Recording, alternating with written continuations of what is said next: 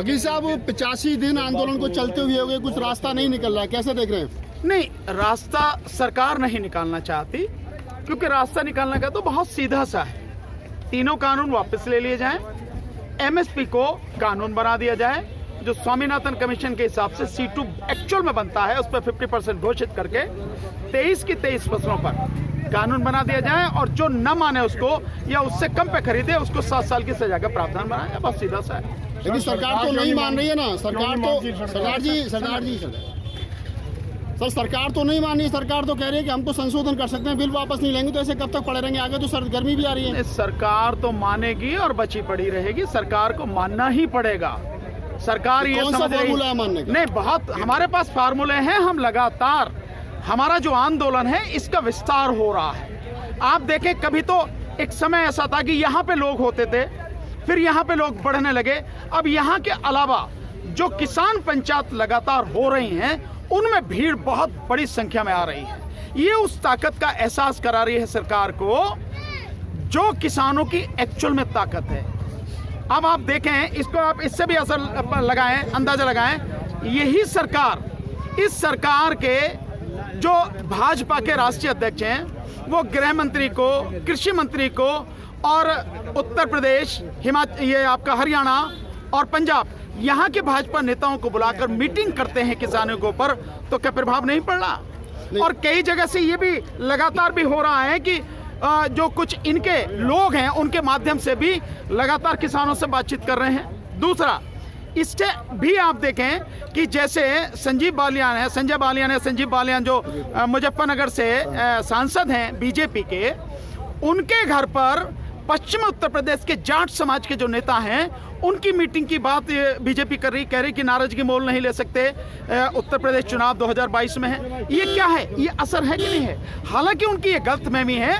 यहाँ पर ना कोई जाट है, ना कोई यहाँ पे ब्राह्मण है, ना यहाँ कोई क्षत्रिय है, ना कोई वैश्य है, ना यहाँ पे कोई शूद्र है, ना ही यहाँ पर कोई ओबीसी है। यहाँ पर सारे के सारे किसान हैं। किसान ही पहले है, और किसान हर पूरे देश में किसान लगातार जाग रहा है। अगर आप देखें, जो आंदोलन हुआ है रेल रोको आंदोलन, उस रेल रोको आंदोलन ऐसा दुनिया में ही शायद कोई आंदोलन हुआ हो जिसमें इतनी बड़ी संख्या में लोगों ने हिस्सा लिया हो। अगर आप पंजाब का एक देखें, मुझे एग्जैक्ट उसका नाम ध्यान नहीं आ रहा है, जहाँ पे है 10,000 हजार लोग, जिसमें महिलाओं की बहुत बड़ी संख्या उसमें थी, रेल रोको आंदोलन में शामिल हुए। और इससे भी अद्भुत नजारा जींद में देखो, महिलाएं आधे से ज्यादा। और इससे भी और मजेदार बात कि किसान रेल तो रोक रहे हैं, लेकिन जो यात्री हैं उनको संतरे खिला रहे हैं, जलेबियां खिला रहे हैं, हलवा खिला रहे हैं, पानी पिला रहे हैं, दूध दे रहे हैं, और जरूरत हो तो दवाई की भी बात पूछ रहे हैं। ऐसा आंदोलन देखा होगा कहीं किसी ने? इतना व्यवस्थित, इतना अनुशासित, ये जो है ये किसान की ताकत है। और ये आंदोलन, इसका असर आपको यहीं नहीं मिलेगा। इसका आंदोलन आपने दिल्ली में देखा होगा, इसका आंदोलन पंजाब में देखा होगा, इसका आंदोलन जम्मू और कश्मीर तक भी पहुंचा है। इस आंदोलन का असर आपने हरियाणा में देखा है, राजस्थान में देखा है, मध्य प्रदेश में असर हुआ है, पश्चिम बंगाल में असर हुआ है, उत्तर प्रदेश में अलग हुआ है, उत्तराखंड में भी इसका असर हुआ है। इतना ये राष्ट्रव्यापी आंदोलन बन चुका है।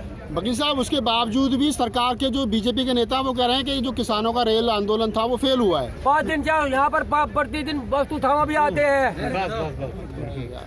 देखिए, उनके पास ये कहने के अलावा दूसरा कोई रास्ता नहीं है। अपनी खींच कैसे मिटाएंगे? जो उनका दुखड़ा है उसे कैसे दूर करेंगे? बेचारे यही कहेंगे कि आंदोलन फेल रहा। इतनी जगह, इतने प्रदेश प्रभावित हुए हैं। देश में लगभग हर प्रांत जो है उस आंदोलन से प्रभावित हुआ है। इतना अनुशासित आंदोलन है, दुनिया भर के न्यूज़ चैनल उसको दिखा रहे हैं। इतनी बड़ी संख्या में लोग उस आंदोलन में भाग ले रहे हैं। उसके बावजूद भी कह रही है कि आंदोलन जो फेल हुआ है, बीजेपी है, मोदी सरकार है, झूठ बोलने में माहिर है, कुछ भी कह सकते हैं। नरेश टिकैत का बयान आया है कि अगर कोई बीजेपी के नेता को अपने यहाँ सारथी पार्टी में बुलाएगा तो 100 लोगों का एक्स्ट्रा खाना देना पड़ेगा। नहीं, मैं तो केवल इनकी बात नहीं, मैं तो कहता हूँ और भी ज्यादा होना चाहिए। एक्स्ट्रा वो नहीं होना चाहिए, साथ में उनका सामाजिक बहिष्कार होना चाहिए। उन्हें गांव में घुसने देते। बीजेपी के नेताओं के गांव में घुसने नहीं देना चाहिए। ये सब काम होना चाहिए, क्योंकि ये वो लोग हैं जिन्होंने देश को तबाही के कगार पर लाकर खड़ा कर दिया है। बहुत बढ़िया काम उन्होंने किया है। सर, नरेंद्र मोदी जी जब राज्यसभा में बोल रहे थे, वो सिर्फ ये कह रहे हैं कि विपक्ष से ये बताओ काला क्या है। यहाँ किसान आंदोलन करें, किसानों से अभी कोई बात करके राजी नहीं, वो विपक्ष को टारगेट कर रहे हैं कि भाई इसमें काला क्या है। एक कानून इस देश के 14 करोड़ 64 लाख किसानों को तबाह कर रहा है। उससे जुड़े हुए लगभग 25 करोड़ जो मजदूर हैं उनको तबाह कर रहा है। छोटे छोटे जो व्यापारी हैं, कोई खाद बेचता है, कोई बीज बेचता है, कोई कीटनाशक बेचता है, कोई मशीन बेचता है, उनको पूरी तरह से तबाह कर रहा है। ये कि कानून इस देश में 2013 में जो नेशनल फूड सिक्योरिटी एक्ट बनाया गया था, इस देश के 82 करोड़ गरीब लोगों को 3 रुपए किलो चावल, 2 रुपए किलो गेहूं और 1 रुपए किलो मोटा अनाज देने के लिए जो बनाया गया था, उस 82 करोड़ लोगों को तबाह कर रहा है। उनके मुंह से रोटी छीन रहा है। 5 लाख राशन की दुकानों को समाप्त कर रहा है। इससे भी बड़ा कोई काला कानून हो सकता है? साहब, अब तो अमेरिका भी वकालत कर रहा है कि जो कृषि कानून भारत लेकर के आए लागू कर देने चाहिए, बहुत अच्छे हैं। तो वो तो निश्चित रूप से करेंगे। ये जो सारा सब कुछ चल रहा है, ये उन्हीं की नीति। राहुल जी, आप देखें, WTO किसके कंट्रोल में है? संयुक्त राष्ट्र संघ किसके कंट्रोल में है? अमेरिका के। जो यूरोपीय देश हैं, जो विकसित देश हैं, ये सब उन्हीं के कंट्रोल में है। वर्ल्ड बैंक इनके कंट्रोल में, उन्हीं के कंट्रोल में। तो वर्ल्ड बैंक हो, इंटरनेशनल मॉनेटरी फंड हो, WTO हो, ये सारे के सारे इन्हीं के तो अंडर में हैं। और ये चाहते हैं कि किसी भी हालत में इस देश के किसानों को उनका हक न मिल जाए, MSP न मिल जाए। क्योंकि अगर इस देश के किसानों को MSP मिल गई तो उनका जो व्यापार है वो बिल्कुल तबाह हो जाएगा। जो वॉलमार्ट अमेरिका की कंपनी यहाँ आ रही है ना, जो कह रही है कि जितना हम आज यहाँ से निर्यात करते हैं भारत से, आगे आने वाले 2-3 साल में हम इसका 10 गुना निर्यात करेंगे। कैसे करेंगे? जब यहाँ सारा सब कुछ व्यापारियों के पास चला जाएगा तभी तो करेंगे, अन्यथा तो नहीं करेंगे। किसान को बर्बाद करके ही करेंगे। इसलिए उन्हें तो खुश होना है। जो स्टेट डिपार्टमेंट कह रहा है US का, वो सही कह रहा है कि भैया इनको जो है कानूनों को लागू करना चाहिए। स्टेट डिपार्टमेंट भी कहेगा, WTO भी कहेगा। आपने देखा है, इसी से आप अंदाजा लगाइए कि हमारे देश पर कैसी गिद्ध निगाह इन विदेशी जो विकसित देश है इन्होंने लगा रखी है। मैं एक आंकड़ा बताता हूँ, उसके बाद आपको और चीज समझ में आएंगे। जो विदेशी ताकतें हैं, जो विकसित देश हैं, WTO और ये आपका वर्ल्ड बैंक और IMF, इनका कहना ये है इस देश को, यानी भारत को, अगर 50 लाख करोड़ की संपत्ति हर साल इस देश से लूटी जाए तो 100 साल तक हम इसे नोच सकते हैं। ये उनकी नीयत है। तो आप उनसे कैसे उम्मीद करते हो कि वो आपके हल की बात करेंगे? वो तो निश्चित रूप से जो मीडिया, ये जो मोदी सरकार है, वही तो कानून लेकर आई है, उसी के लिए वो कहेंगे, उसको अच्छा बताएंगे। एक बड़ा सवाल है कि जब 4 विदेशी महिलाएं ट्वीट कर देती हैं किसानों के समर्थन में, तो देश का लोकतंत्र खतरे में हो जाता है। मैं तो कहता हूँ आज अमेरिका वकालत कर रहा है कृषि कानून की, सही है। आज देश का लोकतंत्र, आज अंदरूनी मामला कैसे नहीं? देखिए, सरकार, अंदरूनी मामला तो तब भी नहीं था ना, जब ये जो है विदेशी यूरोपियन यूनियन के 25 सांसदों को 3 बार कश्मीर में लाके दिखा रहे हैं कि अनुच्छेद 370 हटने के बाद ये हालात हैं। तब ये निजी मामला नहीं था। अब ये 3 दिन पहले आया, तीसरा डेलीगेशन जो आया है। तो सरकार अपने हिसाब से देशी विदेशी की बात करती है। और मोदी जी से जरा ये पूछो, जिन कानूनों को लागू कर रहे, ये बीजेपी की टकसाल में बने थे क्या? ये इस देश की पैदाइश है क्या? ये तीनों कानून तुम विदेश से ही लेके आए हो, उन्हीं के तलवे चाटते हो। क्योंकि इन कानूनों को लागू करके जो पैसा तुमने लिया ना, कर्जा, इस कोरोना काल में भी 54,000 करोड़ रुपए तुमने कर्जा लिया। बताओगे किस बात के लिए लिया? उसकी वजह से तुम कानून को लागू करने पर तुले हो। दिशा रवि की गिरफ्तारी को कैसे देखते हैं? दिशा रवि की गिरफ्तारी को, इससे ज्यादा गैर कानूनी काम नहीं हो सकता। आप देखिए, एक बच्ची, उस बच्ची ने कुछ नहीं किया। टूल किट नाम की कोई भी जो शब्दावली है इस देश के क्रिमिनल लॉ में नहीं है, यानी आपराधिक कानून में कहीं नहीं है। ना CRPC में डिफाइन है, ना IPC में डिफाइन है, ना किसी और कानून में डिफाइन है। दूसरी बात, एक वेल सेटेड प्रिंसिपल है ये, और CRPC में बाकायदा लिखा हुआ है, किसी भी व्यक्ति को आप जहां आप हैं, यानी पुलिस का जुरिडिक्शन जहां है, उससे अलग से कहीं से लेके आओगे, किसी अदर स्टेट से लेके आओगे, आपको पहले उसे तुरंत वहां के कंसर्न मजिस्ट्रेट के सामने पेश करना पड़ेगा, वहां से ट्रांजिट रिमांड लेना पड़ेगा, और ट्रांजिट रिमांड लेके आप उससे यहां आएंगे। ऐसे नहीं ला सकते जैसे उस बच्ची को लेकर आए हैं। जैसे उस बच्ची ने पता नहीं कितना बड़ा अपराध किया है, और 56 इंच का जो सीना है वो एक बच्ची के ट्वीट से कांप गया, बस इतना ही वो है। क्या माना जाएगा? इतना ही बड़ा सीना है। तो उस बच्ची के जो खिलाफ हुआ है बहुत गलत हुआ है। ये जो भी इस तरह के लोग हैं जो सच बोल रहे हैं, उन सबके खिलाफ ये होना है। उसके लिए सब लोग तैयार रहना चाहिए, और मैं समझता हूं सब लोग तैयार भी हैं। पर ये सरकार की अन्याय और अत्याचार की सीमा है। ये वही सरकार है जो कहती है बेटी बचाओ और बेटी पढ़ाओ, और जब बेटियां सच बोलती हैं तो उनको जेल में डालते हैं, झूठे मुकदमे लगाते हैं, उन पे एनएसए लगाते हैं, उन पे यूएपीए लगाते हैं, और बिना ट्रांजिट रिमांड के यहां लेकर आते हैं। गैर कानूनी जो उनकी गिरफ्तारी है, जो कस्टडी है, इलीगल कस्टडी, ये है सरकार का जो चेहरा है, चरित्र है उसका। सर, एक जख्म ठीक नहीं होता, उस जख्म पे मरहम भी नहीं लगता, उससे पहले दूसरा जख्म दे दिया जाता है। जिस तरीके लेटर एंट्री वाला जो है, ये तो किसानों के बिल से भी बहुत खतरनाक बिल है सर। अनपढ़ लोगों को सचिव और मुख्य सचिव बनाया जाएगा तो कानून कैसे बनेगा? देखिए, ये तो लोगों को सोचना है, ये उन लोगों को सोचना है, उन लोगों को सड़क पर आकर आंदोलन करना चाहिए जो पढ़ाई करने के बाद, डिग्री लेने के बाद सालों मेहनत करते हैं।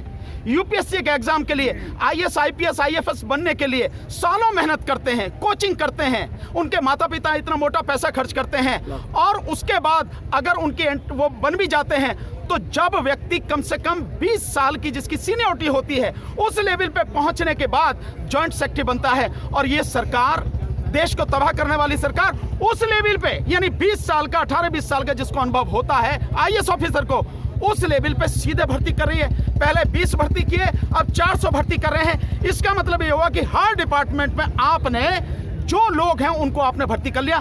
तो ये एग्जाम किस बात के लिए ले रहे हो? ये लोग क्यों एग्जाम के लिए पढ़ रहे हैं? जो बच्चे पढ़ रहे हैं, क्या ये उनका हक नहीं मारा जा रहा है? क्या उनके साथ में ये अन्याय नहीं हो रहा है? और इसी तरह से अगर ये करते रहेंगे, इसका मतलब ये हुआ कि जो मन में आएगा ये वो करेंगे, जो गुंडागर्दी कर रहे हैं। फिर यूपीएससी जो बनाई गई है, जो एग्जाम लेके प्रॉपर तरीके से सिलेक्शन करती है, काहे बात के लिए यूपीएससी बनाई? इसका मतलब आपने एक देश की सबसे बड़ी संस्था जो इम्तिहान लेके सेलेक्ट करती है लोगों को, जिसमें काबिल लोग आते हैं, आपने उसको खत्म कर दिया। लेकिन इसका एजेंडा जो है केवल ये नहीं, एजेंडा इनका बुरा है, बड़ा एजेंडा है। और एजेंडा जो है केवल इसके लिए मैं आगे और बताता हूं क्यों ये सब कुछ किया जा रहा है। आपने सुना होगा ये चीज है कि जो जीएसटी कलेक्शन था, इस मोदी सरकार ने राज्यों का, अब तो जीएसटी होता है राज्य और केंद्र सरकार दोनों का इकट्ठा केंद्र सरकार के पास आता है, और उसमें हिस्सा यह है कि जो राज्यों का है उनका हिस्सा उन्हें दे दिया जाए। इस मोदी सरकार ने राज्यों की जीएसटी उन्हें नहीं दी, वो भी हड़प कर गई, खा लिया। और जब उन्होंने मांगा तो उन्हें कहा कि आप उससे रिजर्व बैंक से आप कर्जा ले लीजिए। रिजर्व बैंक से कर्जा क्यों ले भाई हम, जब हमारा पैसा है? लेकिन क्यों किया गया है? इसका बड़ा भारी षड्यंत्र है। आपने मोदी जी के मुंह से सुना ना, एक देश एक इलेक्शन, जी, एक नेशन एक इलेक्शन। उसका मतलब क्या है? उसका मतलब यह है केवल एक ही इलेक्शन, और वो आने वाले समय में होगा नहीं। मोदी जी को जीवन भर के लिए जो है यहाँ का सर्वे सर्वा नियुक्त कर दो, ये है इसका मतलब, है नहीं है? तो है क्या?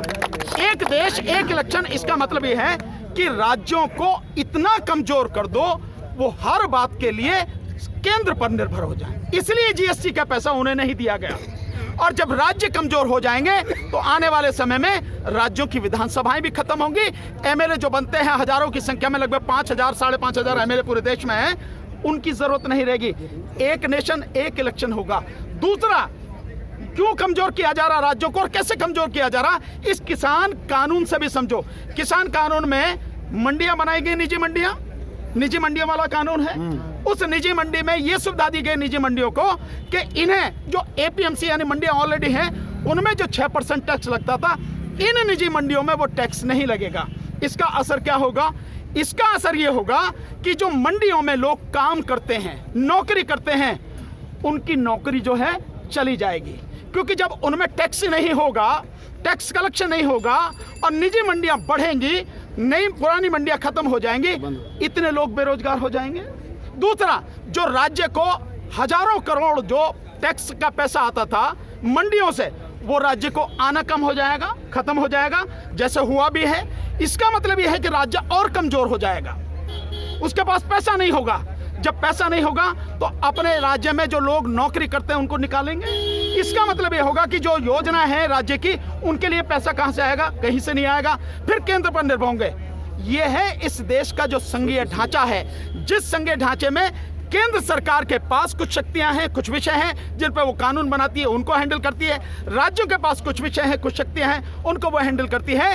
तो इन तमाम संघीय ढांचे को खत्म करके केवल एक ही व्यक्ति का चुनाव हो, एक ही व्यक्ति इस देश का सर्वेसर्वा हो, एक ही व्यक्ति इस देश का मालिक बन जाए, ये सब कुछ उसी षड्यंत्र के तहत हो रहा है जिस लेटरल उसकी आप एंट्री की बात कर रहे हो। सब देखने में ये आ रहा है कि जो इस भारतवर्ष के जो लोग हैं, मतलब जो अत्याचार होता है, जो इन पे किसी भी तरीके से इस तरीके के नियम आते हैं, महीने 2 महीने याद रखते हैं, फिर उसके बाद में वो भूल जाते हैं। तो सर इनका सुधार कैसे होगा? नहीं, मैं मानता हूं ये जो आपकी पीड़ा है ये वाकई में सच पीड़ा है, ये और इसको दूर होना चाहिए।